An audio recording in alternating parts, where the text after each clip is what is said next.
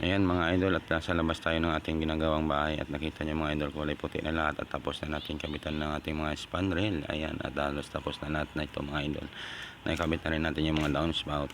At ayan mga idol, at na-tiles na rin dito sa ating labas. Ayan mga idol, ayan ang kanyang tiles at mayroon pa mga kaunting kulang, pero ganun pa man ay konti na lang.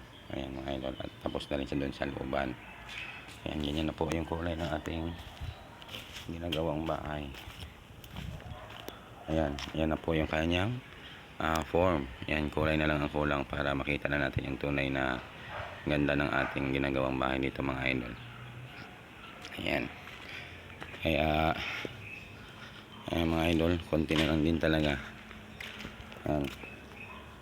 Kaya hanggang dito na lang muna mga idol yung aking video. Maraming salamat sa inyong walang sawang pag-support dito sa aking ginagawang bahay dito sa Antipo, sa may Pasig City. Ayan. Thank you so much and God bless po sa inyong lahat.